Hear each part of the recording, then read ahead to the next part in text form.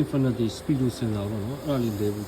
လဲဝင်ပြီးတော့ဒါ Gear 1 Auto Wine လဲမှာပေါ့နော်ဒီမှာ Nissan Infinity ပါ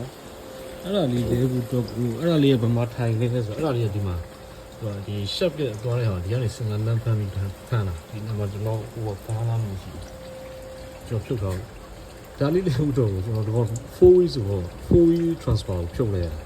ဖြုတ်တယ်ဖြုတ်ပြီးတော့ဒီက exhaust line လို့အကုန်ဖြုတ်တာexhaust ဒီ set ဒီဘာညာအများကြီးပဲဖြုတ်ရမှာဒါအကုန်ဖြုတ်ရဒီဟာလေးတစ်လုံးလေးကိုပြီးကျွန်တော်ဘာက transfer ပါနော်အဲ့ transfer နဲ့ဒီဟာကောင်းနဲ့ဂျားမှာထိုင်ထားတဲ့စင်တာဒီကောင်ဒီကောင်ဒီလိုထိုင်ထားပြီးဒီကောင် socket ကဒီ band ထဲမှာရှိတယ်ဒီဘန်းကိုကျွန်တော်ထောက်ခွာအောင်မယ်အဲ့မှာဘန်းပါကင်ပါတယ်ဘန်းကိုထောက်ခွာယူအောင်မဒါကဒါစီရင်ထုတ်မှာနော်စီထုတ်မှာဒီစင်စာလေးတစ်လုံးတော့ပေါ့နော်ဒီစင်စာလေးတစ်လုံးလေးတော့ပေါ့အကုန်ဖြုတ်ရတဲ့အနေထားပါနော် exhaust satellite join ဆိုတော့ satellite join ဆိုတော့အလဲအထိုင် satellite exhaust နဲ့အဲ့လိုအနေထားလေးပါဗျ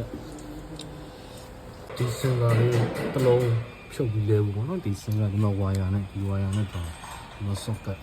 ဒီစင်စာလေးတစ်လုံးဖြုတ်လဲဘူးတော့ပေါ့ဒီကံခွာတယ်နောက်က transfer feature ပြီးတော့ exhaust ကိုဆက်လိုက်ပြီးတော့ version ပြီးဖြုတ်ချတရားလေးတစ်လုံးလေးလို့အားရရကြတာပါ bye bye